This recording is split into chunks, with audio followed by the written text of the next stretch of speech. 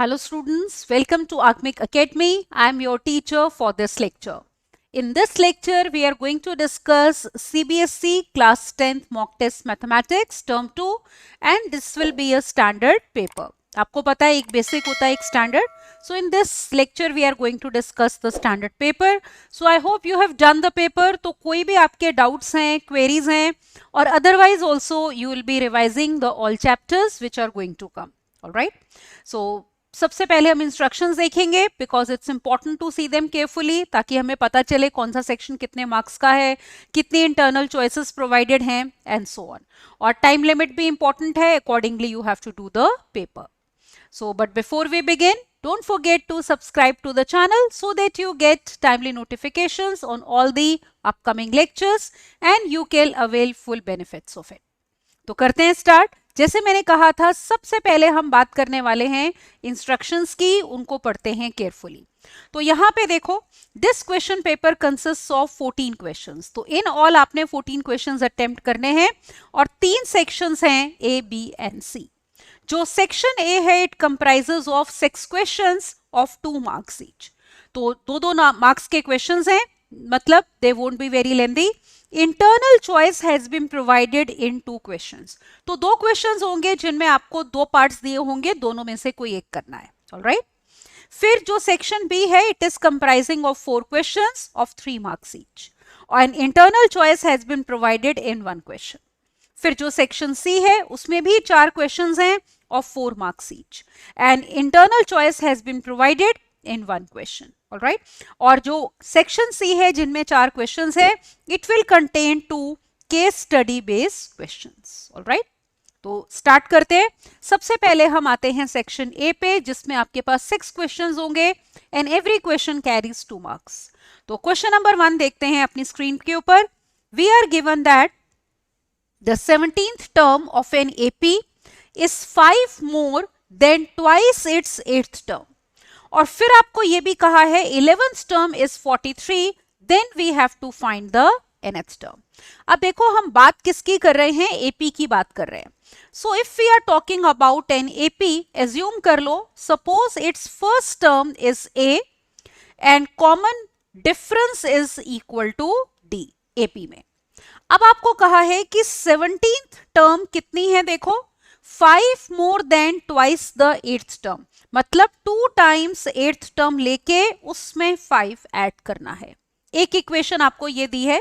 फिर second condition हमें दी है कि 11th term AP की इज 43. अब देखो आपने बेसिकली ये टर्म्स का फॉर्मूला अप्लाई करना है A17, A8 और A11. इन सब के लिए रिकॉल करो कि हमारे पास nth term का फॉर्मूला क्या था AP में. nth term is given by a plus n minus 1 into d. Alright, where a is the first term, d is the common difference. तो अप्लाई करने के लिए यहाँ पे अप्लाई करते हैं. देखो अब a17 हो जाएगा a plus 16d. This is equal to 2 times a8 will be, क्योंकि जो nth term है तो d का कोफिशिएंट पिछला नंबर होता है ना -1. तो 17 है तो d का कोफिशिएंट 16 आएगा. a8 है तो d का कोफिशिएंट 7 आएगा. तो 2 times a plus 7d and plus we have 5. Let's simplify. A plus 16d, this is equal to 2a plus 7 2s are 14d and we have plus 5. D वाली term इधर ले आओ. Let us take a on the other side. That means we are getting 2d is equal to a plus 5. यहाँ से देखो a निकाल सकते हैं. It will be 2d minus 5. Let us call this condition as 1. Alright. अब use करते हैं कि A11 कितना है हमारे पास 43. Again use the formula for nth term. तो 11th टर्म देखो क्या आ जाएगी, लिखते हैं यहाँ पे. तो A11 अगर 43 है इसका मतलब है A plus 10d will be equal to 43. यहां से A की वैल्यू इसमें पुट कर देते हैं so that the complete equation is in terms of D. तो पुट करो. We are getting 2d minus 5 plus 10d, this is equal to 43. Let's simplify. तो 12d will be equal to 48 which implies d is equal to how much 4. तो common difference AP का हमारा आया है 4. अब इसको पुट कर दो 1 में so that we can obtain A. तो 1 में पुट करोगे तो a will be equal to 2 times 4 मतलब 8 minus 5, that means value of a is coming out to be 3। अब आपको निकालना था nth टर्म, तो अब हम निकालते हैं nth term of AP, which is a plus n minus 1 into d. Now what is the first term? Look here, 3 plus we have n minus 1 into 4. अब देखो nth टर्म है तो n की टर्म्स में ही आंसर आएगा ना, particular term पूछी होती तो हम n की वैल्यू वो पुट करते, but since they are asking us nth term, so we'll get the answer in terms of n only. तो ये सिंप्लीफाई कर लो तो हमारे पास आंसर आ गया यहाँ पे कि nth term is equal to 4n minus 1. Alright, this is the nth term, so this will be the answer to the first question. So I hope it is clear to you. तो ये था हमारा question number 1. अब देखो या तो इसका ये पार्ट करना था या फिर क्वेश्चन नंबर 1 का और वाला पार्ट देखते हैं क्या है. For what value of n are the nth terms of these two APs equal? किस n के लिए दोनों की nth terms equal हैं? तो सबसे पहले हम लेते हैं first AP, which is given to be 63, 65, 67 and so on. अब आप नोटिस करो इसमें फर्स्ट टर्म हमारी है 63 और कॉमन डिफरेंस विल बी अगली टर्म माइनस पिछली term, that is 2. Let us find the nth term. Formula is a plus n minus 1 into d. nth term क्यों निकाल रहे हैं? क्योंकि आपको कहा है nth टर्म दोनों APs की इक्वल है. तो it will be equal to 63 plus n minus 1 into 2, that means it is equal to 2n plus 61. तो पहली AP की nth टर्म हमारी ये आई है 2n plus 61. Now let us take the second AP. अब हम लेते हैं second AP, which is 3, 10, 17 and so on. Is it okay? तो ये हमारे पास टर्म्स दी हैं. इसकी first term let us denote by capital A, which is 3 as you can see, और कॉमन डिफरेंस कैपिटल D से डिनोट कर लो. तो next term minus previous term 10 minus 3 that will be 7. अब हम निकालते हैं इस AP की nth टर्म. तो let us denoted by capital AN. It will be a plus n minus 1 into capital D. तो पुट कर दो values. We have 3 plus n minus 1 into कितना 7, which means capital AN is coming out to be 7n. 3 minus 7 will be minus 4. ये आ गया. अब देखो हमें क्या गिवन है. We are given that small an is equal to capital AN. ये आपको क्वेश्चन में गिवन है क्योंकि हमें कहा गया था कि दोनों APs की nth टर्म्स आपस में इक्वल है. तो पुट कर दो. We have 2n plus 61. This is equal to 7n minus 4. So that means we get 61 plus 4 equal to 7n minus 2n, which implies we have 65 is equal to 5n. So this implies n will be 65 upon 5, that is 13, which is the answer. Alright, तो n पूछा था तो that is coming out to be 13. तो ये हमारा question number 1 का और वाला पार्ट है. दोनों में से कोई एक करना है. कभी भी दोनों पार्ट्स नहीं करने चाहिए क्योंकि एक तो टाइम वेस्टेज है और हमेशा आपका उस केस में पहले वाला क्वेश्चन चेक होगा. ऑलराइट, तो अगर चॉइस दी है do just one of the two, not both. अब हम चलते हैं क्वेश्चन नंबर 2 पे. Question number 2 is find the values of m for which the quadratic equation has real and equal roots. Let us write the quadratic equation over here. This is given to be 3m plus 1 x square. Then we have plus 2 times m plus 1 into x plus m equal to 0. इसके बारे में हमें कहा है कि roots are real and equal. तो roots अगर real और इक्वल होते हैं तो you know that discriminant d is equal to 0. अगर आपके पास क्वाड्रेटिक इक्वेशन होती है ax square plus bx plus c equal to 0, you know that discriminant is given by b square minus 4ac.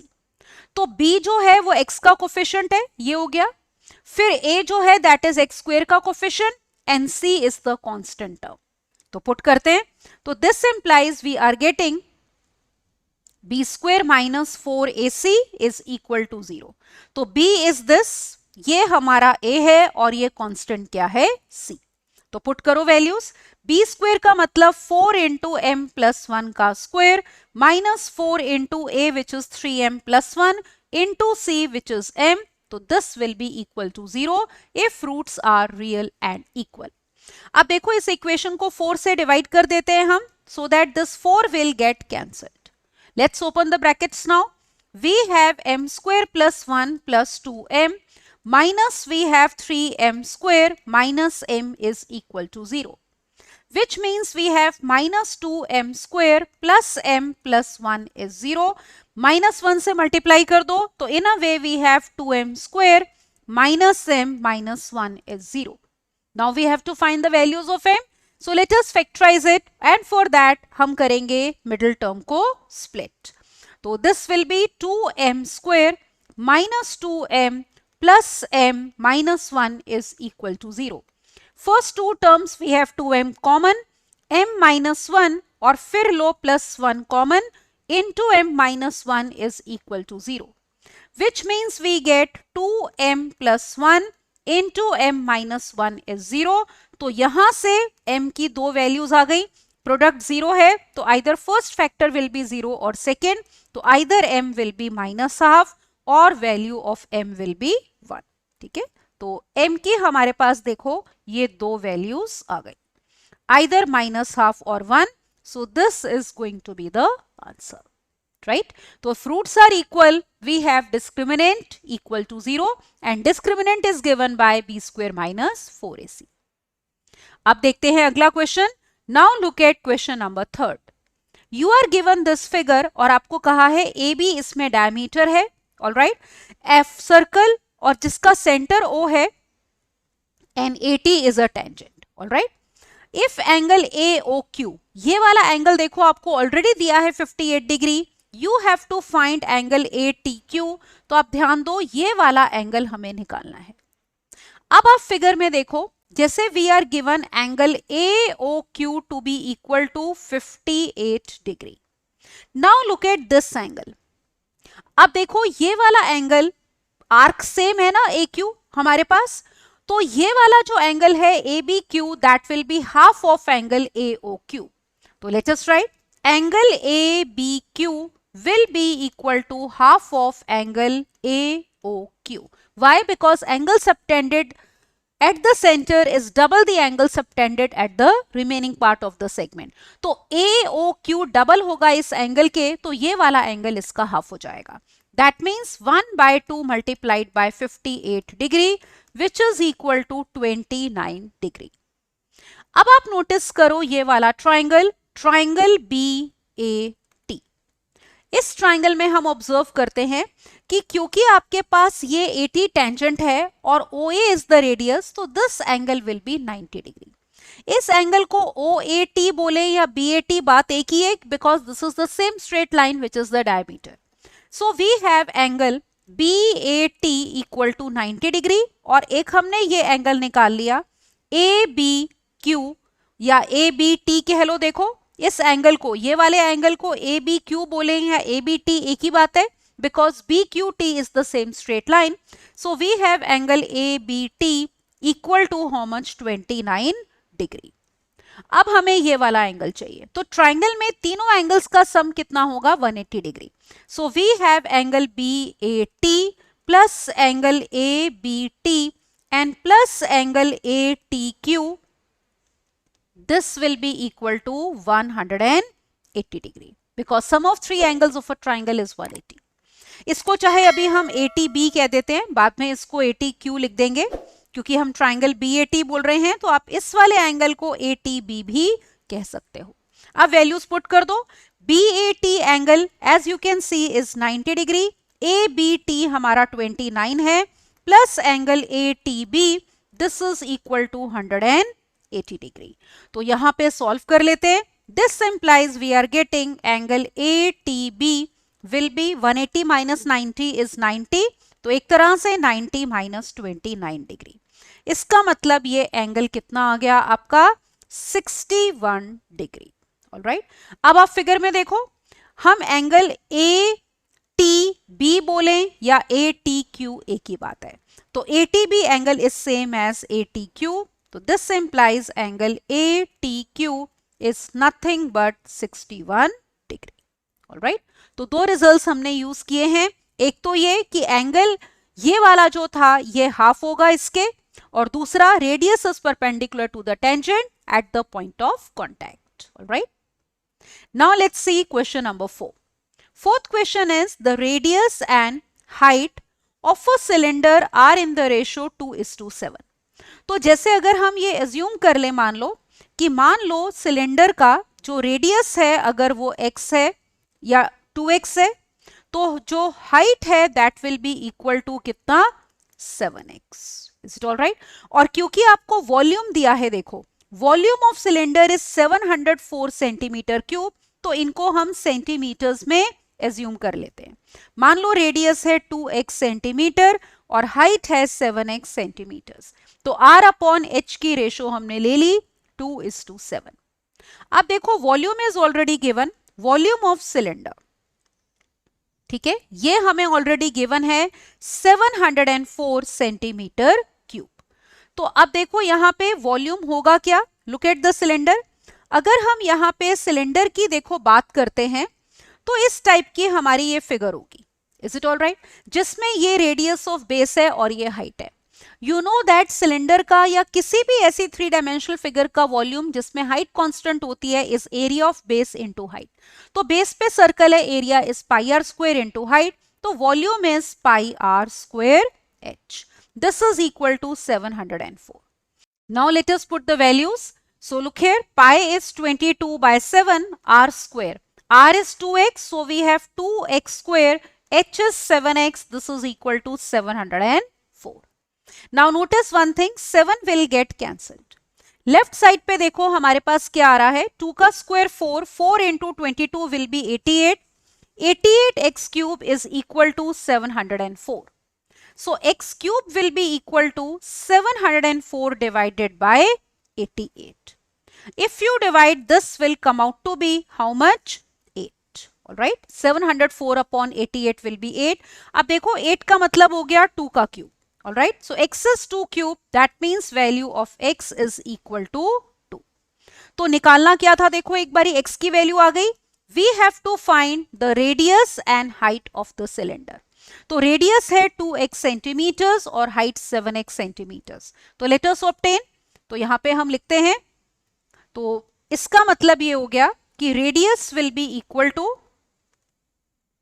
2x that is equal to 2 2s are 4 centimetres and height will be equal to 7x that is 7 2s are 14 centimetres. So this is going to be the answer. तो radius है 4 centimetres and height is 14 centimetres. तो ये था question number 4. आगे बढ़ते हैं. Now look at question number 5. Question number 5 is find the mode of the marks obtain by the students in a class test in English from the following data. तो आपको marks दिए हैं class intervals की form में और number of students मतलब frequency, and we have to find the mode. तो सबसे पहले इसमें हम बनाएंगे देखो टेबल. तो हमारा टेबल कुछ ऐसे होगा जिसमें आपके पास 2 कॉलम्स होंगे, क्लास इंटरवल और फ्रीक्वेंसी. तो क्लास इंटरवल्स हमें गिवन है 0 to 10, then 10 to 20, we have 20 to 30, then 30 to 40, all right, then 40 to 50. ये हो जाएगा. और corresponding frequencies are 8, 16, 36, 34 and 6. Mode निकालने के लिए सबसे पहले आपको चाहिए होती है मोडल क्लास. मोडल क्लास वो होती है which has maximum frequency. Is it all right? तो अब आप देखो इन सब में से मैक्सिमम फ्रीक्वेंसी 36 है, तो this will be the model class. और जो मैक्सिमम फ्रीक्वेंसी है उसको हम F1 से डिनोट कर लेंगे. उससे जो पिछली क्लास की फ्रीक्वेंसी है that we will denote by F0, और जो उससे अगली क्लास है उसकी फ्रीक्वेंसी में भी डिनोटेड बाय F2. अब देखो फॉर्मूला लिखते हैं to find the mode. Is it all right? तो मोड हमारा ये हो जाएगा. मोड को अगर हम m से डिनोट कर रहे हैं, so the formula is given by L plus bracket F1 minus F0 divided by, we have 2 times F1 minus F naught minus F2 multiplied by H। अब देखो L क्या होता है, that is lower limit of modal class. ये modal class है तो lower limit L जो है हमारे पास कितना हो गया 20। फिर जो H है that is size of modal class, तो size means upper limit minus lower limit, 30 minus 20 will be 10। F1 जो होती है जैसे मैंने कहा that is frequency of modal class which is 36।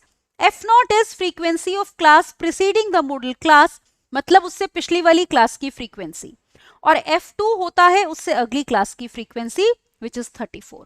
बस अब वैल्यूज पुट करते हैं और सिंप्लीफाई करते हैं। तो यहां पे देखो m will be equal to, this is 20 plus f1 is 36 minus f0 is 16 divided by 2f1 means 72 minus 16 जो कि f0 है, और फिर f2 है 34 और साइज ऑफ क्लास इंटरवल कितना है 10 है। तो सिंप्लीफाई करते हैं। We have this as 20 plus this is 36 minus 16 is 20. This is 72 minus कितना 50 which will be 22 multiplied by how much 10। तो ये बेशक 2 से कैंसिल कर दो, this is 10 this is 11, so mode will be equal to 20 plus 100 upon 11। Is it all right?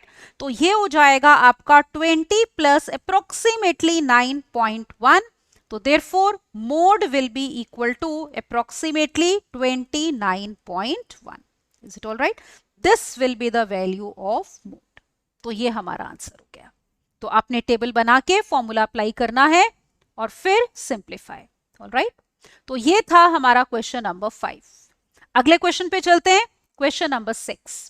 We are given that sum of two natural numbers is 8. If the sum of their reciprocals is 8 by 15, you have to find the numbers। अब देखो दो natural numbers की बात कर रहे हैं, तो यहां पे अज्यूम कर लो let two natural numbers be x and y। all right, तो आपको इनका sum x plus y is given to be 8 and we are given that sum of their reciprocals 1 by x plus 1 upon y is equal to how much 8 by 15। ये हो गया। अब देखो एक काम करते हैं, यहां से y की वैल्यू निकाल लो 8 माइनस एक्स, और ये y की value we are going to put over here so that we get complete equation in terms of x। एक ही वेरिएबल मिल जाएगा, either you can replace x और you can replace y। So we are replacing y, so we are getting 1 upon x plus 1 upon 8 minus x is equal to how much 8 upon 50। Simplify करते हैं, LCM ले लो, x into 8 minus x, look at the numerator, ये हो जाएगा 8 minus x plus x, this is equal to 8 upon 15। Notice करो आपके पास x cancel हो गया, x कैंसिल हो गया तो हमारा दोनों तरफ 8 कैंसिल हो जाएगा, 1 आ जाएगा। अब करते हैं cross multiply, so 15 is equal to 8x minus x square, which means we get quadratic equation x square minus 8x plus 15 is equal to 0। तो लेट्स फैक्टराइज, तो उसके लिए मिडिल टर्म स्प्लिट कर लो, x square minus 5x minus 3x plus 15 is equal to 0, isn't it?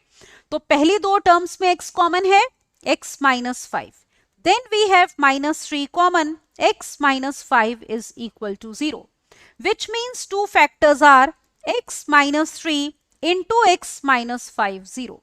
तो आप notice करो x की आपके पास दो वैल्यूज आ गई, either x will be 3 या फिर x will be equal to 5। अब देखो y कितना था, y was कितना 8 minus x, क्योंकि सम 8 था, तो अगर x 3 है तो y will be 8 minus 3 5, और अगर x 5 है तो y will be 8 minus 5 that is 3।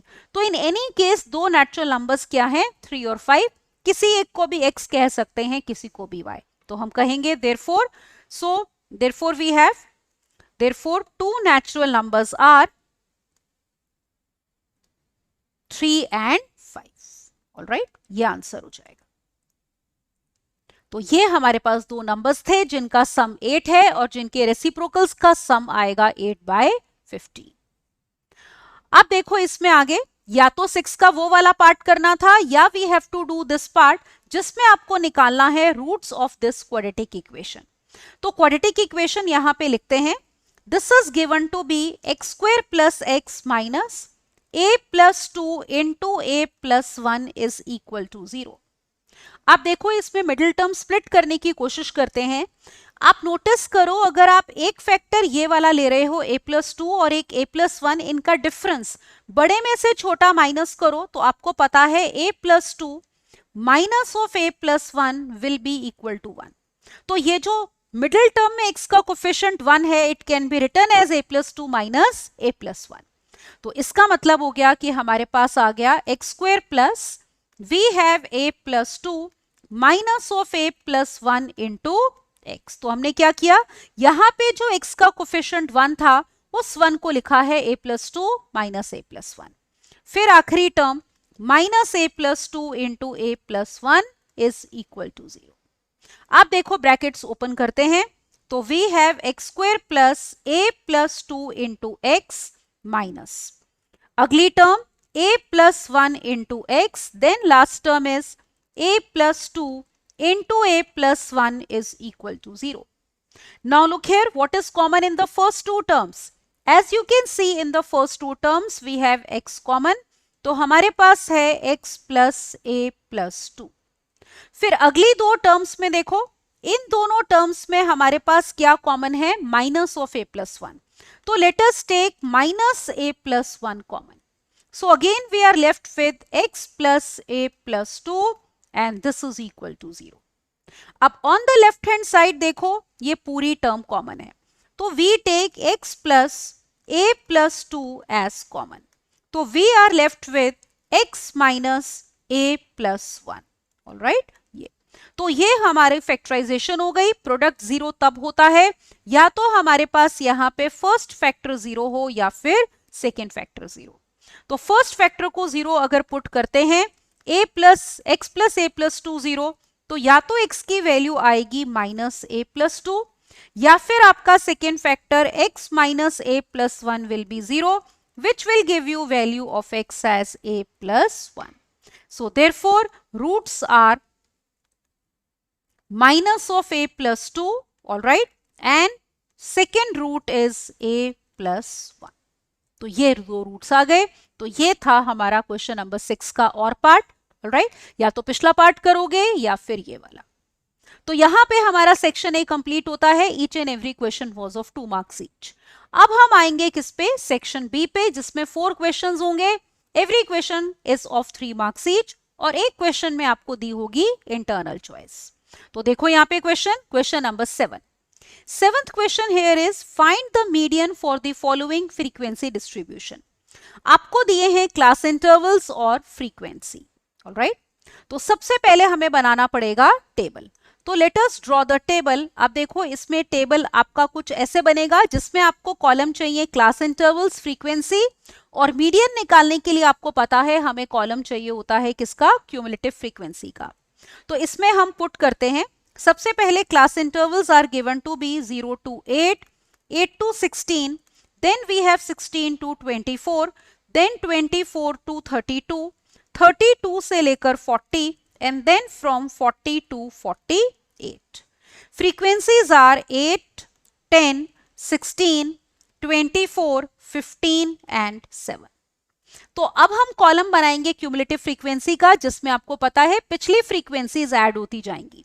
तो यहां पे ऑब्जर्व करो, जैसे ये 8 आ गया, 10 plus 8 will be 18, 18 plus 16 will be 34, 34 में 24 ऐड करो, दिस विल बी 58, 58 प्लस 15 करोगे, this will be how much, 73, 73 plus 7 is going to be 80। तो ये टेबल बना, इसके मतलब जो सम ऑफ फ्रीक्वेंसी है कैपिटल N, दैट इज 80। अब सबसे पहले आपको पता है इसमें निकालनी होती है मीडियन क्लास। तो मीडियन क्लास वो होती है जिसमें आपकी n/2th ऑब्जर्वेशन लाई करती है। n/2th मतलब 80/2, मतलब जिसमें लाई करेगी आपकी 40th ऑब्जर्वेशन। अब आप देखोगे क्यूमुलेटिव फ्रीक्वेंसी का कॉलम, अब जैसे अगर आपके पास मान लो ये मार्क्स हैं, ये नंबर ऑफ स्टूडेंट्स हैं, तो इंक्रीजिंग ऑर्डर ऑफ मार्क्स के हिसाब से बच्चे खड़े हैं। तो फर्स्ट से यहाँ पे 8 है ना, तो इसका मतलब ये हो गया फर्स्ट से लेकर 8th पोजीशन तक वो बच्चे हैं जिनके 0 to 8 मार्क्स हैं। फिर 8 खत्म हो गया तो 9 से लेकर 18th पोजीशन तक वो बच्चे हैं जिनके 8 से 16 मार्क्स हैं। 18 खत्म हो गया तो 19th से लेकर 34th पोजीशन तक वो 16 बच्चे हैं जिनके मार्क्स हैं 16 to 24। फिर उसके बाद 35th से लेकर देखो 58th पोजीशन तक वो 24 बच्चे हैं जिनके मार्क्स हैं 24 से 32। अब आप नोटिस करो हमारे पास 40th ऑब्जर्वेशन हमने देखनी है, मतलब 40th पोजीशन पे जो बच्चा खड़ा है उसके मार्क्स किस क्लास इंटरवल में है, तो 40 इसी के बीच में आएगा, तो मतलब ये हमारी हो गई मीडियन क्लास।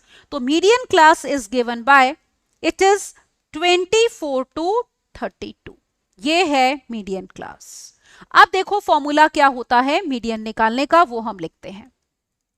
तो मीडियन को अगर m से डिनोट कर रहे हो, it is l plus n by 2 minus c divided by f और मल्टीप्लाइड बाय h। अब सिंबल्स के मीनिंग देखो, l होता है lower limit of median class. Median class की लोअर लिमिट 24 है, तो l की वैल्यू आ गई 24।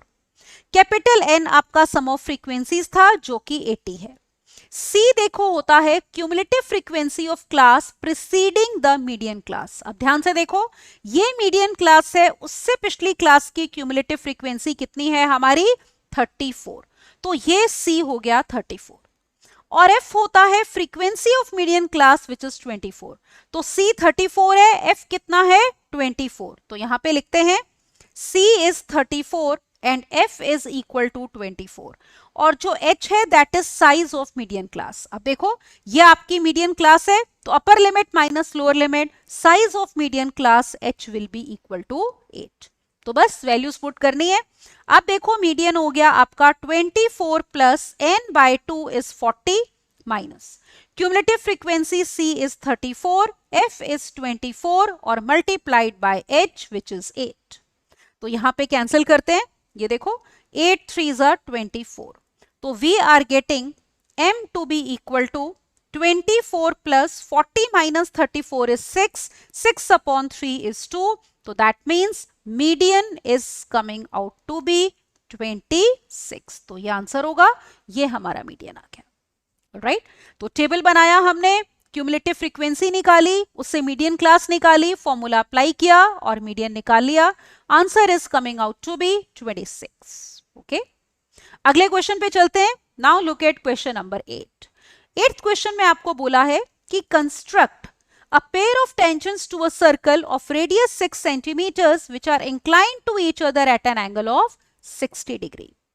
अब देखो पहले ये समझते हैं कि कैसे बनाएंगे। Is it all right? Look here, जैसे अगर हमने मान लो ये सर्कल आपके पास है जिसका रेडियस है, पहले समझ रहे हैं इसको फिर हम ड्रॉ करेंगे।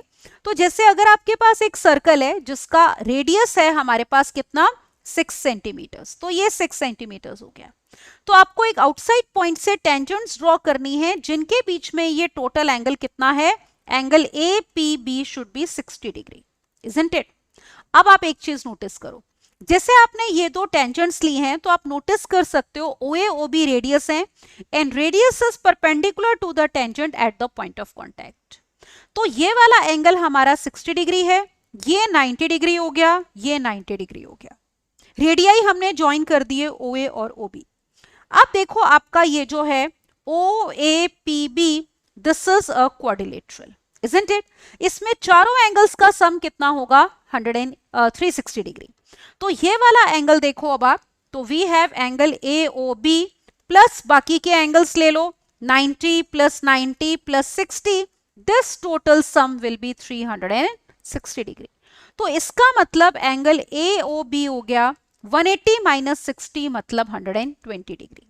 तो इसका मतलब अगर टेंजेंट्स के बीच में एंगल 60 है ना, तो ये वाला एंगल कितना होना चाहिए 120 डिग्री।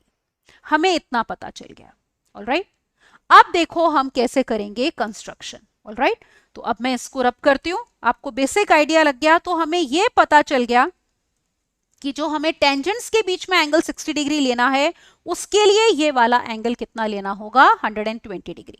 तो पहले तो आप यही करोगे कि सर्कल ड्रॉ करोगे जिसका रेडियस है आपका 6 सेंटीमीटर्स। तो एक रेडियस मान लो ओ ए ले लिया हमने 6 सेंटीमीटर्स। उसके बाद आपने क्या करना है, एंगल लेना है 120 डिग्री का। We want angle A O B to be equal to 120 degree. तो आप क्या करोगे, यहां पे कंपास रखोगे, ठीक है, इस जगह पे। तो यहां पे हमने लगानी है एक आर्क, ये ओ ए ज्वाइन करके, ये ओ पे आपने कंपास रखी और ये एक आर्क लगाओ। अब आप आर्क यहां पे रखोगे, सेम रेडियस रख के एक आर्क लगाओगे, 60 डिग्री का एंगल बना, एक और आर्क लगाओ, 120 का एंगल बन गया। ये ओ को इससे ज्वाइन करो तो ये हमारे पास दूसरा रेडियस आ गया ओ बी, तो हमारे पास ये एंगल आ गया 120 डिग्री। अब देखो ये टेंजेंट कैसे बनेगी, we know that radius is perpendicular to the tangent. तो आर्क हम कंपास यहां पे रख के आप ए के ऊपर एक आर्क लगाओगे, यहां पे 90 डिग्री का एंगल बनेगा, उसके लिए कंपास यहां रखो, सेम रेडियस के एक आर्क लगाओ, फिर सेम रेडियस से लेके कंपास यहां पे रखो, आर्क लगाओ, इनको बाइसेक्ट करो, तो आपके पास ये ज्वाइन करने पे ये वाला एंगल आपको मिल गया 90 डिग्री। सिमिलरली आपने यहां पे 90 डिग्री का एंगल बनाना है, कंपास आप रखोगे बी के ऊपर, एक आर्क लगाओगे, फिर कंपास यहां रखो, सेम रेडियस, एक आर्क 60, एक और आर्क 120, फिर कंपास इधर रखो, एक आर्क लगाओ, यहां पे रखो, लगाओ, ज्वाइन करो, तो ये दूसरी आपकी टेंजेंट आ जाएगी बीपी। तो ये जो दो टेंजेंट्स जहां पे मीट कर रही हैं वो पॉइंट पी हो गया। तो ये वो पॉइंट है जहां से ये जो टेंजेंट्स ड्रॉ करी हैं उनके बीच में हमारा एंगल कितना है, 60 डिग्री। तो कंप्लीट फिगर प्रॉपरली देखो कैसे आएगी हमारी, लेट मी शो यू। तो लेट मी एक बारी दोबारा भी देख लो बेशक। तो it would be like this, alright, ये देखो। तो यहां पे हम दोबारा एक बारी समझ लेते हैं कि सबसे पहले हमने एक सर्कल ड्रॉ किया जिसका रेडियस था हमारा 6 centimetres, alright, this was 6 centimetres. फिर आपने ये एंगल 120 डिग्री का बनाना है। पहले हमने चाहे OB ड्रॉ कर लो या OA ड्रॉ कर लो, एंगल 120 का ड्रॉ किया, तो आपके पास दो रेडियाई मिल गए जिसमें एंगल AOB हमने ले लिया 120 डिग्री। फिर ए पे 90 डिग्री का एंगल ड्रॉ करोगे, बी पे 90 डिग्री का एंगल ड्रॉ करोगे और यहां पे 90 डिग्री ड्रॉ करके ज्वाइन करो AP, मतलब ये लाइन ड्रॉ करो AP और ये BP, जहां पे मीट कर रही हैं वो पॉइंट P है, तो टेंजेंट्स के बीच में एंगल इज 60 डिग्री, ऑलराइट। तो अगर AOB एंगल आपका 120 डिग्री होगा तो टेंजेंट्स के बीच में एंगल APB हमारा कितना आ जाएगा, 60 डिग्री। तो that is how you have to do the construction for question number 8, right. अब चलते हैं अगले पे, look at now question number 9। 9th question देखो हमारे पास क्या है, आपको कहा है if the mean of the following distribution is 54, तो P निकालना है। आप देख रहे हो P एक मिसिंग फ्रीक्वेंसी है जो कि हमें फाइंड आउट करनी है। तो देखते हैं कैसे करेंगे हम ये वाला क्वेश्चन। उसके लिए सबसे पहले हम लेंगे टेबल। तो सपोज हमने ये टेबल लिया, अब देखो इसमें हमें क्या क्या कॉलम्स चाहिए होंगे, क्लास इंटरवल्स, फ्रीक्वेंसी, फिर हम एक कॉलम बनाएंगे xi का which will be mid point of each class interval, फिर ui बनेगा xi minus a upon h, जिसमें a होता है assumed mean, h is the size of class interval, और फिर एक कॉलम बनाएंगे fi इंटू ui का। तो let us fill the table.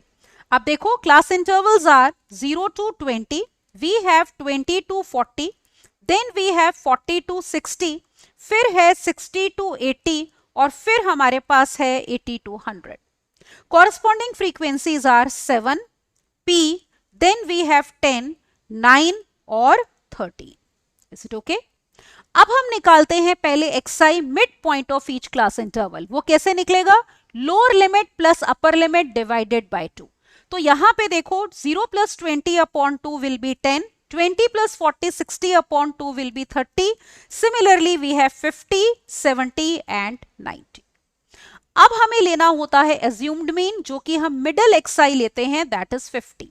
तो यहां पे एज्यूम्ड मीन a हमारा हो गया 50 और size of class interval is how much, upper limit minus lower limit, that is 20। अब देखो ui, xi जैसे 10 है, 10 minus 50 is minus 40 divided by 20 will be minus 2, 30 minus 50 minus 20 upon 20 will be minus 1, फिर ये 0, ये 1 और ये 2। अब देखो आपको मल्टीप्लाई करना है fi को किससे, ui से, तो इन दोनों को हम मल्टीप्लाई करते हैं. So we are getting now this is minus 14, then we have minus p, all right. ये हो गया हमारा 0, then we have 9 and 13 2 the 26. फिर हमें देखो दो सम चाहिए होते हैं, एक चाहिए होगा फ्रीक्वेंसी का सम सिग्मा fi और एक ये वाला सम हमें निकालना है सिग्मा fi ui. तो ऐड करते हैं और निकालते हैं ये दोनों sums. So sigma fi will come out to be, अगर आप इनको ऐड करते हो सारी फ्रीक्वेंसीज को, this will be equal to p plus 39, alright. और सिग्मा fi ui मतलब ये वाला कॉलम अगर हम ऐड कर रहे हैं तो we will be getting this sum to be equal to 21 minus p. अब देखो मीन आपको कितना दिया है 54. क्या फॉर्मूला होता है मीन का, mean x bar is equal to a plus h into u bar. That means a plus h into u bar means sigma fi ui upon sigma fi. Is it okay? तो mean हमें 54 दिया है, assumed mean is 50, h is how much 20, sigma fi ui is 21 minus p and sigma fi is p plus 39. अब simplify करके निकालेंगे p की value. तो observe करो, take this 50 on the other side. So we have 4 is equal to 20 times 21 minus p upon p plus 39. ठीक है, 4 cancel कर दो, जो कैंसिल हो रहा है उसको कैंसिल करो, तो यहां पे 1 आ गया, ये 5 आ गया. क्रॉस मल्टीप्लाई कर दो, so we have p plus 39, this is equal to 105 minus 5p. which means we have 6p equal to 105 minus 39. That is 6p is equal to 66. That means value of p is equal to 11. So this is going to be the answer. तो mean आपको दिया था, एक missing frequency p थी जो हमने निकालनी थी, that is coming out to be 11. तो I hope this question is clear to you. अगले पे चलते हैं. Now look at question number 10. 10th question is, from a window 60 meters high above a ground of a house in a street, the angles of elevation and depression of top and foot of another house on the opposite side of the street are 60 degree and 45 degree respectively. तो सड़क के एक तरफ एक मकान है जिससे हम सड़क के दूसरी तरफ वाले मकान का टॉप देख रहे हैं और बॉटम. ऑलराइट, टॉप का एंगल ऑफ एलिवेशन है 60 और बॉटम का एंगल ऑफ डिप्रेशन है 45. Show that the height of the opposite house is 60 into 1 plus √3 metres. तो जो दूसरा अपोजिट घर है उसकी हाइट आपने बतानी है, ये होगी. अब देखो सबसे पहले आपको इसमें भी ड्रॉ करनी है फिगर. आप नोटिस करो, figure would be somewhat like this. जैसे ये बिल्डिंग है जिसकी हाइट आपको दी है 60 मीटर्स, यहां पे आप विंडो पे खड़े हो, तो ये हाइट हमारी हो गई 60 मीटर्स जिस हाइट पे हम खड़े हैं. ये अपोजिट वाली बिल्डिंग है CD.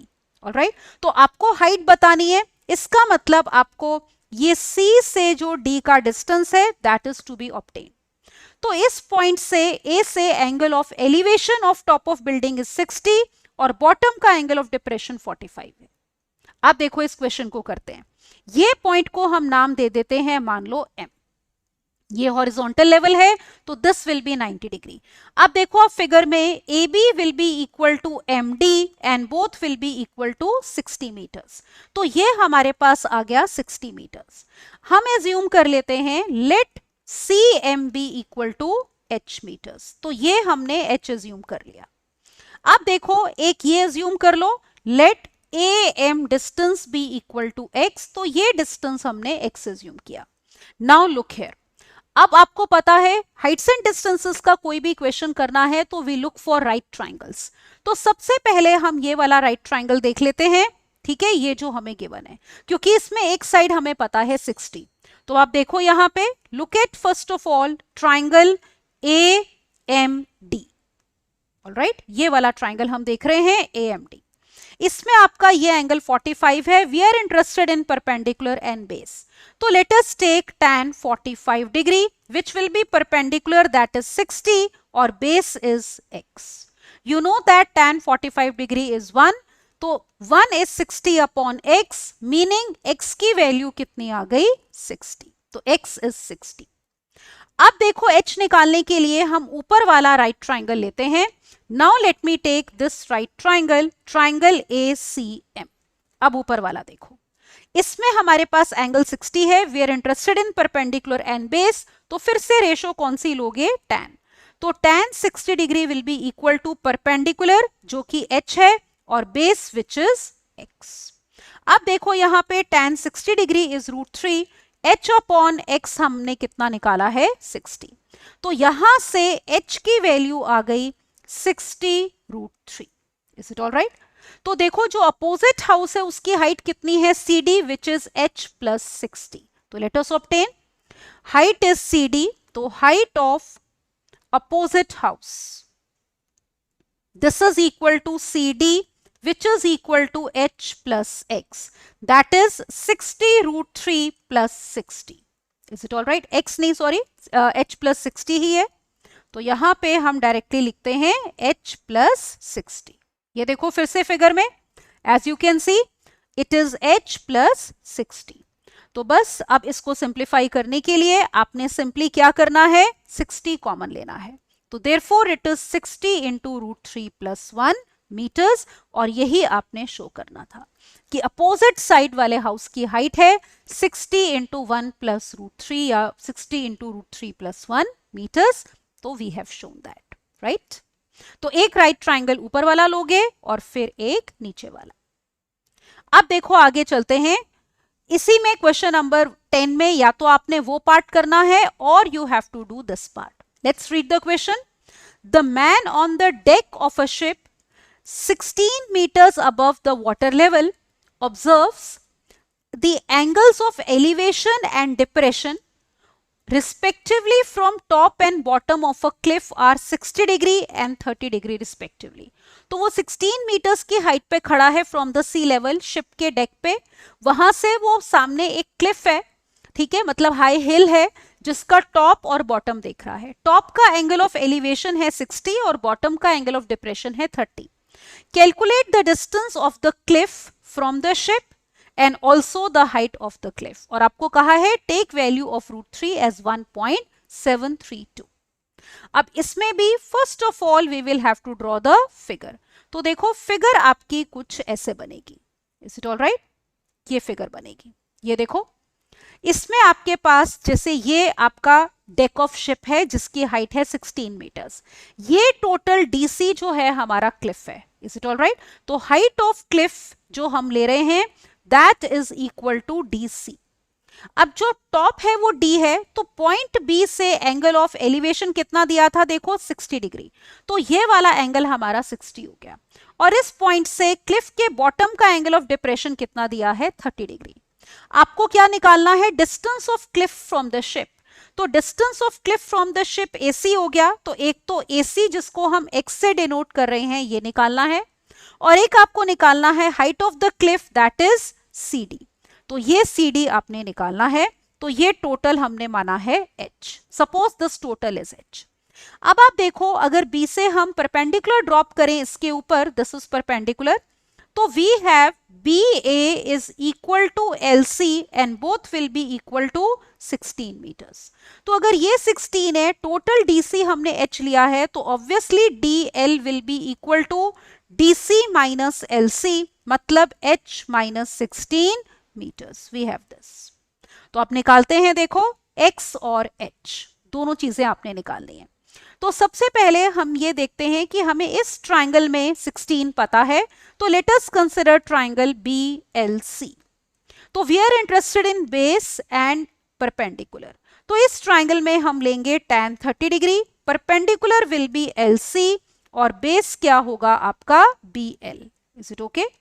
तो पुट करो. tan 30 डिग्री होता है 1/√3. LC is 16 as you can see from the figure और BL हमने कितना माना है? x माना है. तो यहां से x की वैल्यू आ गई 16√3. That is the value of x. अब देखो ऊपर वाला राइट ट्राइंगल, ये एंगल 90 डिग्री है. Now consider this triangle, triangle BDL. We will take tan 60 degree because we are interested in base and perpendicular. So tan 60 degree, as you can see, it will be equal to perpendicular DL upon base कितना BL. ये हो जाएगा. अब tan 60 degree is √3. DL हमारा कितना था? h minus 16 and BL was how much? X. Isn't it? This was X. तो अब हम h निकालते हैं यहां से. x की वैल्यू हमारे पास ऑलरेडी है, तो यहां पे देखो x into √3 is equal to h minus 16, which means we have h यहां पे this will be equal to x की वैल्यू है 16 √3 into we have √3. All right, ये देखो, और 16 इधर आके प्लस 16. तो that means h is equal to 16 3 48 plus 16. तो that means h is equal to कितना? 64 मीटर्स. तो हाइट ऑफ क्लिफ तो ये आ गई. फिर आपको डिस्टेंस चाहिए था, देखो s, तो हम दोनों चीजें अब लिखते हैं आंसर में. तो हमने आंसर में एक तो हमें चाहिए था distance of cliff from ship, isn't it? तो वो हमने लिया था x, जो कि है 16 √3. अब देखो √3 की वैल्यू आपको बोला था ले लो 1.732, तो it is 16 into 1.732. Is it all right? ये मल्टीप्लाई करना है, तो ये मल्टीप्लाई करके आपका अप्रोक्सीमेटली आएगा 27.712 मीटर्स. ये आ जाएगा. दूसरा हमें पूछा था height of Cliff, which is equal to h, that is equal to 64 meters. तो ये दोनों बातें पूछी थी which we have obtained. All right. So 2 right triangles we are going to consider. So I hope this question is clear to you. All right. अगले पे चलते हैं. देखो अब, now look at section C. तो हमने सेक्शन बी कर लिया जिसमें 4 क्वेश्चंस थे और एक क्वेश्चन हाइट्स एंड डिस्टेंसेस वाले में इंटरनल चॉइस थी. अब सेक्शन सी में each and every question is of 4 marks. तो देखो पहला क्वेश्चन यहां पे ये है कि surface area of a solid metallic sphere इज 2464 सेंटीमीटर स्क्वायर. तो सबसे पहले यहां पे हम बात कर रहे हैं स्फीयर की. Is it all right? मान लो स्फीयर का रेडियस हम एज्यूम कर लेते हैं कैपिटल आर. तो इसका आपको सरफेस एरिया दिया है, तो surface area of sphere, is it all right, उसकी बात हो रही है. तो that is given to be 2464 centimetre square. फिर आपको कहा है इट इज मेल्टेड. ये देखो, it is melted and recast into solid right circular cones जिनका रेडियस है 3.5 और हाइट 7 सेंटीमीटर्स है. तो इनको देखो हमने रीकास्ट किसमें किया है? कोन में किया है. कोन का रेडियस स्मॉल आर लेते हैं, 3.5 मतलब 7/2 सेंटीमीटर, और कोन की हाइट है कितनी? 7 सेंटीमीटर. तो ये स्फीयर को आपने कोन्स में बदला है. एक तो आपको रेडियस ऑफ स्फीयर निकालना है और फिर नंबर ऑफ कोन्स जिसमें रिकास्ट किया है, एंड पाई की वैल्यू लेनी है 22/7. तो अब देखो, अगर इसमें हम फिगर आप देखना चाहो तो कुछ ऐसी होगी. यहां पे हमने ये स्फीयर को कोन्स में रिकास्ट किया है. अब कोन का आपको सरफेस एरिया दिया है और यहां पे रेडियस हम ये ले लेते हैं कैपिटल आर. तो कोन का स्फीयर का जो सरफेस एरिया होता है दैट इज 4πr². तो 4πr² इज इक्वल टू 2464. यहां पे let me take capital R. ठीक है, हमने रेडियस जो लिया है स्फीयर का दैट इज कैपिटल आर. तो सबसे पहले आपने निकालना ही है, ये देखो radius of sphere, capital R is to be obtain. तो सिंप्लीफाई कर लो इसको. ये देखो कितना आ गया. We have now 4 into 22/7 into r². This will be equal to 2464. So let us see what are we getting. So r² will be equal to 2464 multiplied by 7 and divided by 88. Is it all right? ये हो जाएगा. तो अब यहां पे देखो cancel करते हैं. 88 को अगर आप कैंसिल करोगे this will give you 28. तो एक तरह से r² हो गया. देखो 28 इज 7 4 एक 7 पहले ही है, 7² और 4 का मतलब 2².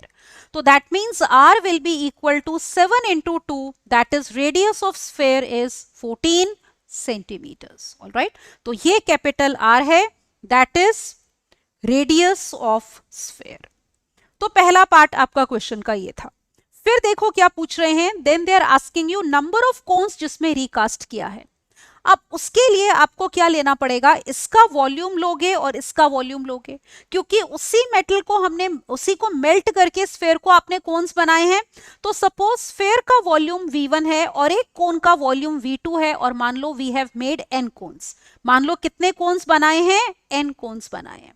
तो you will have V1 to be equal to n times V2। तो V1 लेते हैं n टाइम्स V2। तो V1 is volume of sphere and V2 is volume of cone.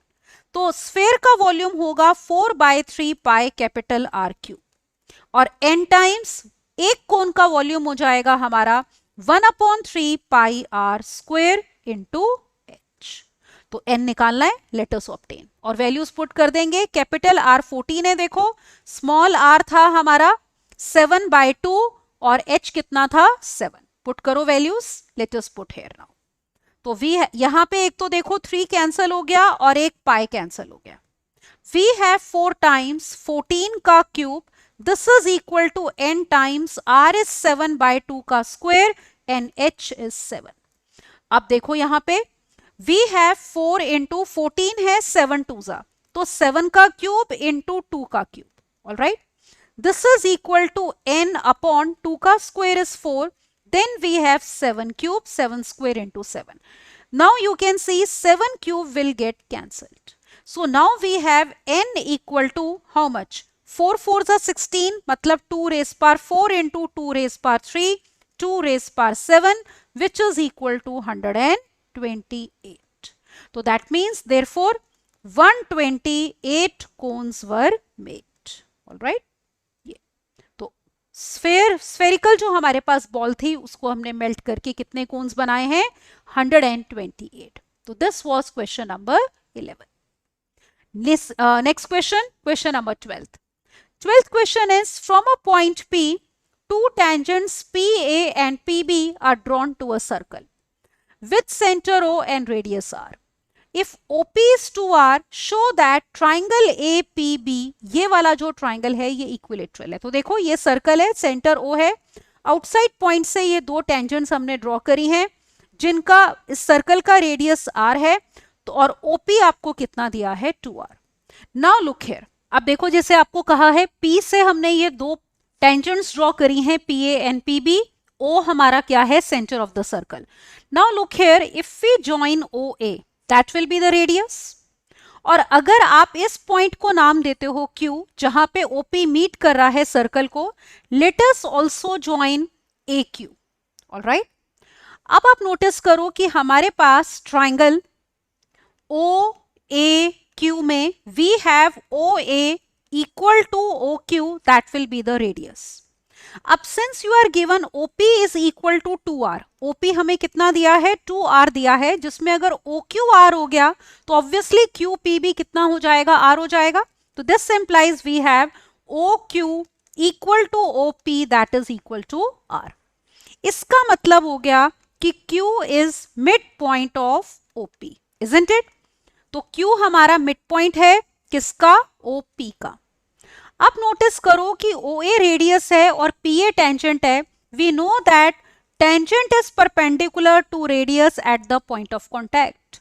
इसका मतलब हमारे पास हम कहेंगे since, look here, since PA is tangent, so therefore we have angle OAP is equal to 90 degree.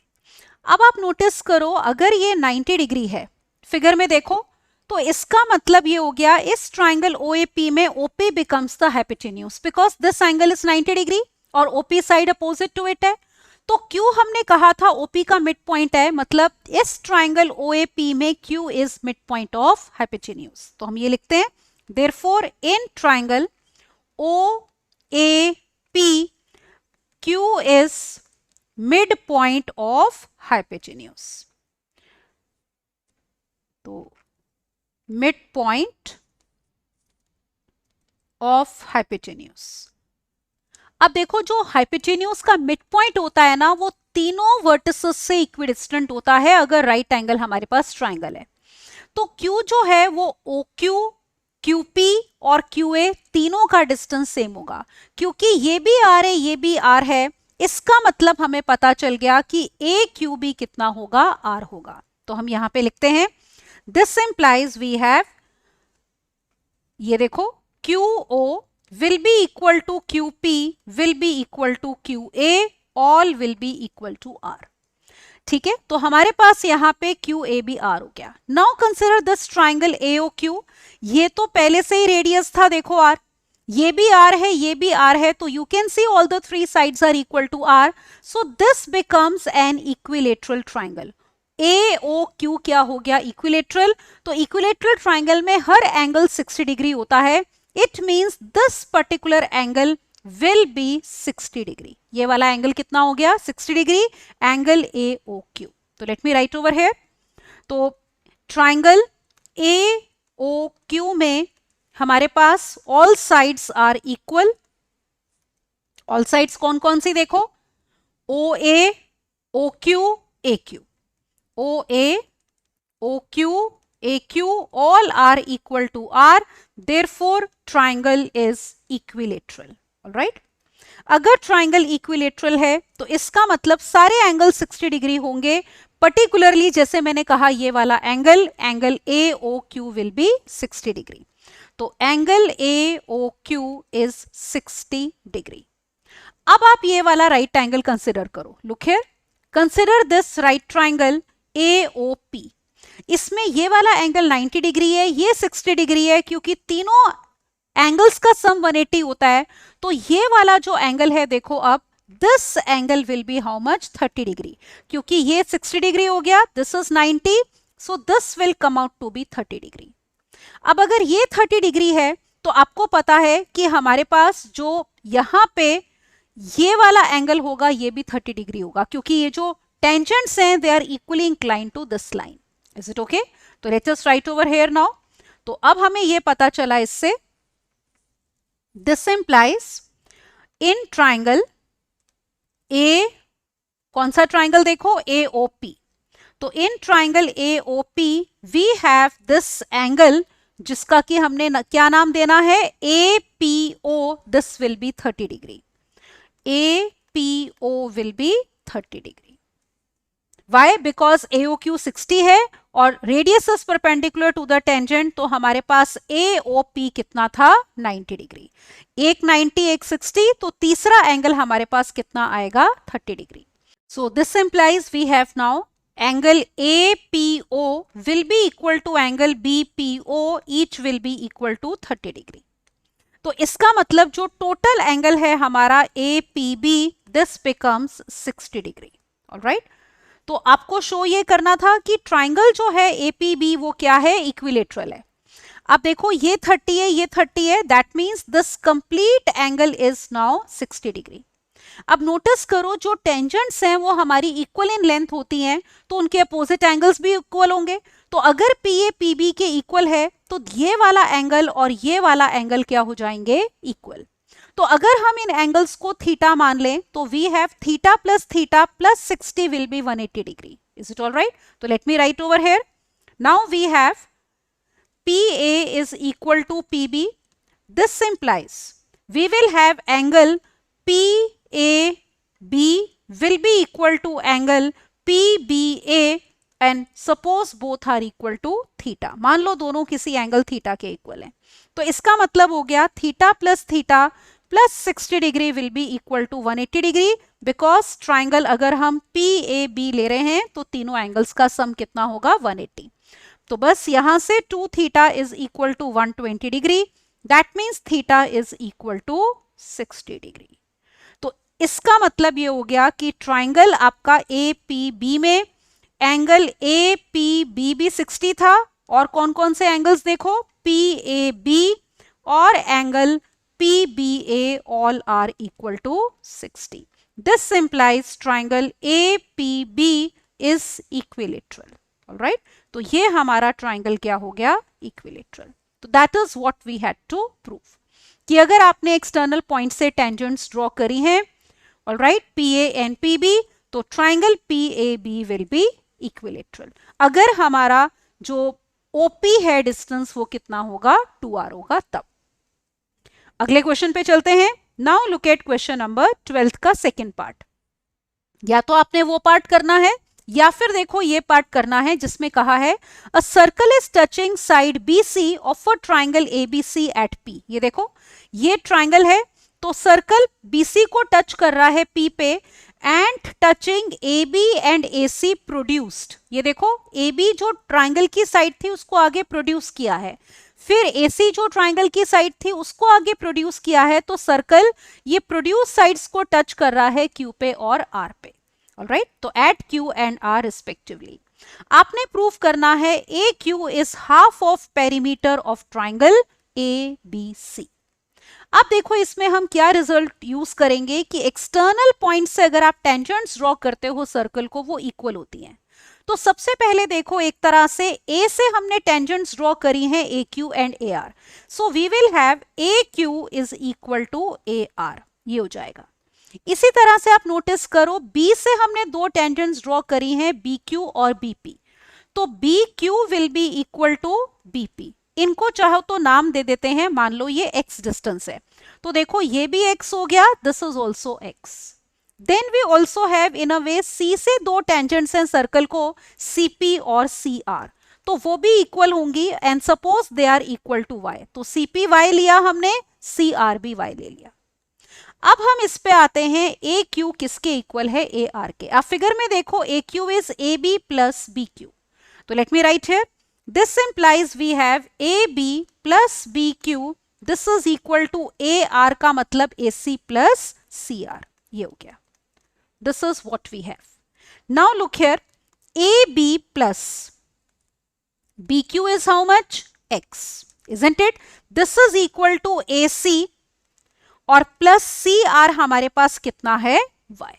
तो we have this result, let us call it as 1। अब आ जाओ पेरीमीटर ऑफ ट्राइंगल ABC पे। Now let us take perimeter of triangle ABC, तीनों sides का sum होगा, it will be AB plus AC plus कितना, BC। अब notice करो यहां पे AB जो है हमारा वो हम ऐसे ही रहने देते हैं plus AC। Now look eight BC from the figure, as you can see BC is BP plus PC मतलब x plus y, so this is equal to x plus y, is it okay? यहां पे हम एक काम करते हैं, AB plus x इकट्ठा कर लो और AC plus y को इकट्ठा कर लो, is it okay? अब हमें शो क्या करना है, रिलेशन किस में चाहिए, देखो AQ में और पेरीमीटर ऑफ ABC। AQ है आपका AB प्लस एक्स, ऑलराइट, तो एक काम करते हैं यहां पे इसको रिप्लेस करते हैं AC प्लस वाई को। Look here, AC plus y किसके इक्वल है, AB प्लस एक्स के, तो यहां पे हम लिख देते हैं this is now 2 times AB plus x using 1, is it alright? AB plus x का मतलब है AB प्लस BQ, तो AB plus BQ is AQ, that means it is equal to 2 times AQ, alright, ये आ गया। तो perimeter जो है ABC that is 2 times AQ, this implies AQ is equal to half of perimeter of triangle ABC, alright, तो that is what we had to prove। तो यही हमने show करना था कि AQ is half of perimeter of triangle ABC। तो इसमें देखो एक ही रिजल्ट यूज हो रहा है कि एक्सटर्नल पॉइंट से अगर हम टेंजेंट्स लेते हैं तो उनकी लेंथ्स क्या होती हैं, इक्वल होती हैं। तो हमने तीनों केसेस लिए हैं, AQ equal to AR, BQ equal to BP and CP equal to CR, right. Now look at question number 13 जो कि होगा केस स्टडी। तो केस स्टडी 1 देखो हमें क्या दी है, with the onset of spring season many birds migrate to Sukhna Lake, Chandigarh. One such bird is Saunder's tern, which was spotted by the bird lovers. One expert observes that the angle of elevation of the bird from a point 50 meters above the lake is 30 degree and the angle of depression of its reflection in the lake is 60 degree. तो आपको बताना है height of the bird and distance of the observer from the bird. तो lake के ऊपर जैसे कोई ऊपर डेक बना हुआ है वहां से observer is watching the birds. तो सबसे पहले इसमें हमें प्रॉपर फिगर बनानी है। तो देखो फिगर हमारी कैसे बनेगी, look here, figure would be somewhat like this. अब देखो जैसे हमने ये पॉइंट लिया है यहां पे, लुक हियर, ये पॉइंट हमारा हो गया ये लेक है आपकी, this is the point above the lake. ये आपको कितना दिया है देखो क्वेश्चन में, from a point 50 meters above the lake. That means this distance OA is equal to 50 meters. तो यहां से ये इस पोजीशन पे हमारी ये बर्ड है जिसको ऑब्जर्वर जो है वो स्पॉट कर रहा है बेटा। तो एंगल ऑफ एलिवेशन वहां से दिया है 30 डिग्री और उसकी रिफ्लेक्शन बर्ड की पी की यहां पे पड़ रही है, this is the reflection in lake.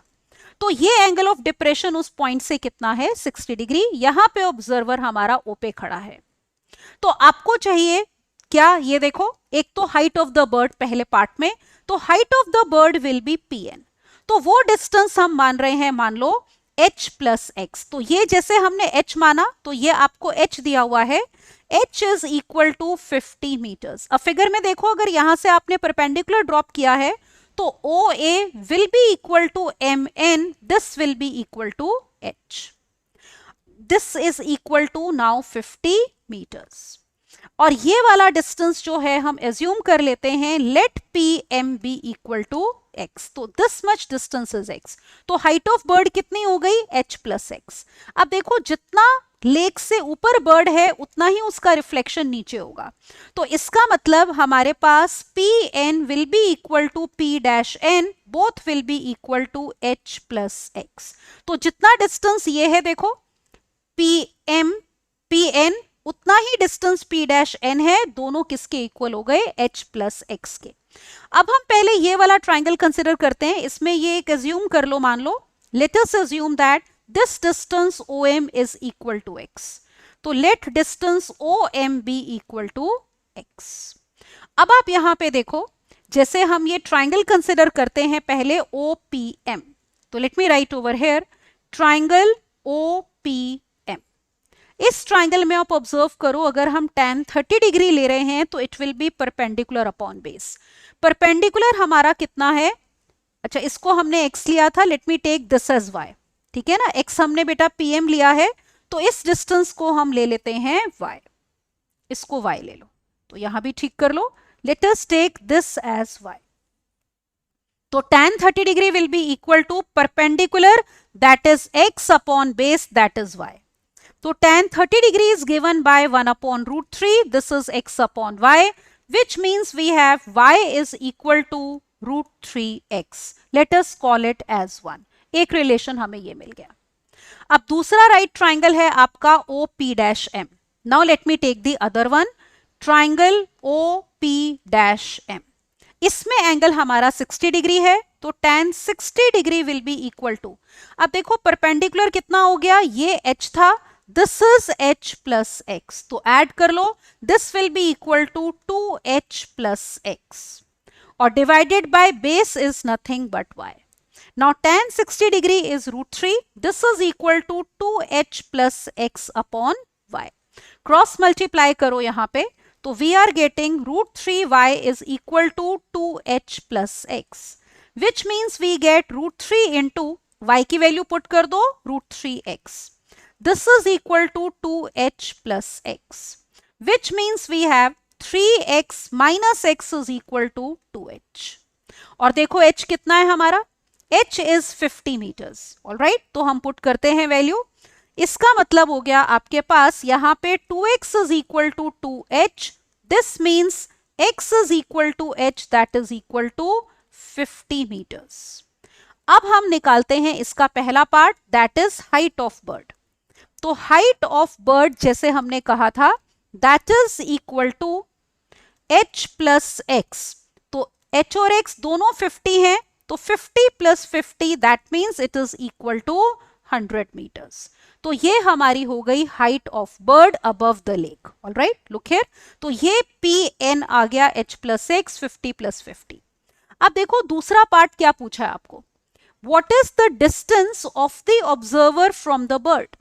अब आप नोटिस करो, ये ऑब्जर्वर है, ये बर्ड है, तो that means we are not suppose to obtain this distance. OP distance we have to find out. अब OP कैसे निकालोगे? X हमारे पास ऑलरेडी आ चुका है 50, तो हम यहाँ पे OP निकालना चाहते हैं, तो ये परपेंडिकुलर है, ये हाइपोटेन्यूज है, तो you can take sine 30 degree. Sine 30 degree होगा परपेंडिकुलर अपॉन OP. तो लेट मी टेक, तो यहाँ पे देखो इन ट्राइंगल, ट्राइंगल कौन सा है? OPM. तो अब पार्ट 2 के लिए हम लेते हैं ट्राइंगल OPM. उसमें जैसे मैंने कहा sine 30 degree will be equal to x perpendicular upon OP. तो that means 1/2 is equal to x, that is 50 upon OP. This means we have OP is equal to 100 meters. तो OP is the distance between observer and the bird.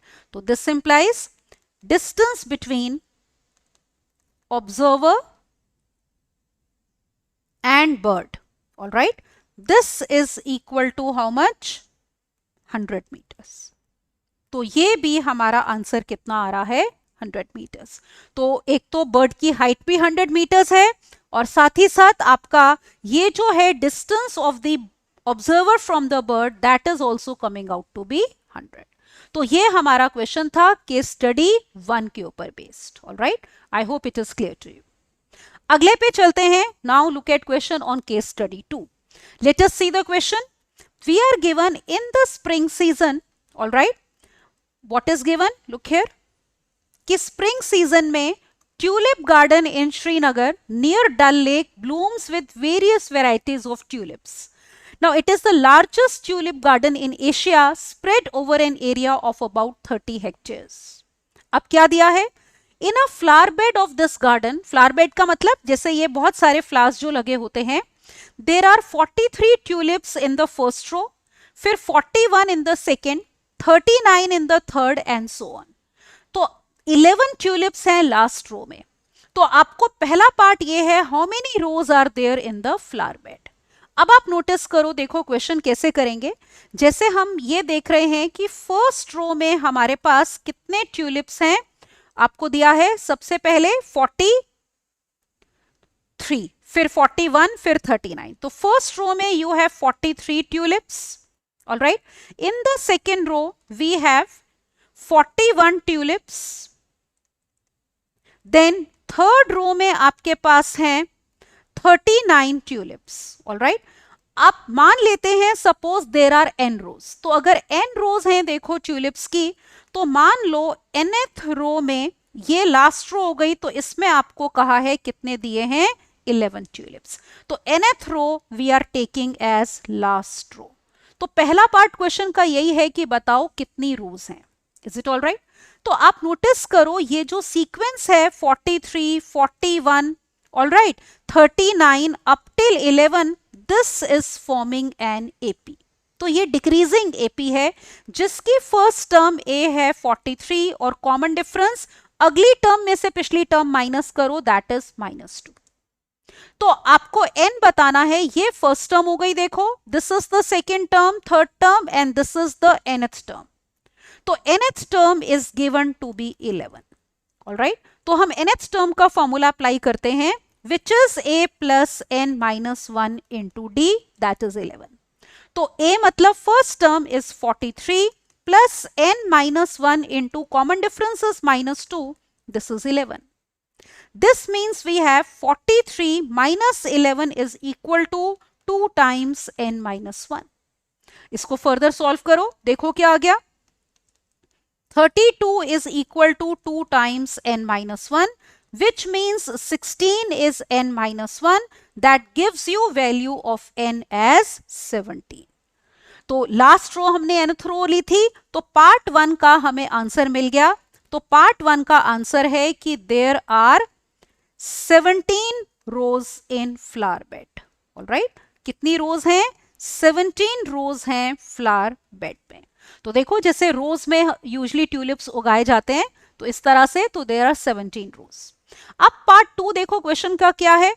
Find total number of tulips in the flower bed. तो total number of tulips का मतलब 43 plus 41 plus 39 plus 11. तो ये AP में जितनी भी terms हैं इनका हमें सम चाहिए. ऑलराइट, तो let us do now part 2। तो अब हम आते हैं किस पे, पार्ट 2 ऑफ द क्वेश्चन पे, sum of all tulips. All right, तो इसका मतलब 43 plus 41 plus 39 and up till 11। तो हमने कहा है ये कितनी टर्म्स हैं बेटा, 17 टर्म्स हैं। तो इसमें आपका S17 का हमें फॉर्मूला लगाना है। अब देखो Sn का आपको पता है एक फॉर्मूला होता है n/2 into first term plus last term. इस पर्टिकुलर केस में आपको पता है first term is 43, last term is 11 and number of terms are 17। तो बस ये फॉर्मूला अप्लाई कर दो। तो we are getting this to be equal to 17/2 into we have 43 plus 11। Got it. तो इसको सॉल्व कर लेते हैं। This is equal to now 17/2 into कितना, 54। That means we have 17 into 27। Is it all right? ये मल्टीप्लाई कर लो, this will give you 459। Is it all right? तो दैट मीन्स कितने हमारे पास देखो ट्यूलिप्स हो गए इसमें, 459 ट्यूलिप्स विल बी देयर। तो that is the answer to part 2। तो पार्ट 1 का आंसर है 17 और पार्ट 2 का आंसर है 459। तो I hope the question is clear to you. Sequence series के ऊपर हमारा ये केस स्टडी का क्वेश्चन था, राइट? तो that was the last question that we have done. All right, so in this lecture, as you have seen, we have discussed CBSE mock test class 10th standard वाला paper था ये। तो total आपके 3 sections थे। Time limit के हिसाब से question करना है, फिगर बनानी जरूरी है, सब्जेक्टिव पेपर है। All the steps should be written properly. जहां पे यूनिट्स आ रहे हैं वहां पे यूनिट्स लिखने जरूरी है, जहां पे फिगर है वहां फिगर जरूरी है, राइट? और अगर मीन मीडियन मोड है तो प्रॉपर टेबल बना के आपने क्वेश्चन प्रॉपरली रिप्रेजेंट करना है। सो कीप प्रैक्टिसिंग मोर मॉक टेस्ट, क्योंकि उसी से आपका स्पीड भी ठीक हो जाएगी, टाइम मैनेजमेंट हो जाएगा and you will make fewer mistakes and also you will get to know कौन कौन से चैप्टर्स हैं या कौन कौन से पॉइंट्स हैं जहां पे आपको और मेहनत करने की जरूरत है, where you are lagging. Alright, so that is all in this one. Rest will continue in the next one. Till then, keep enjoying the benefits of our courses, and for that don't forget to subscribe to the channel. Thank you and bye bye.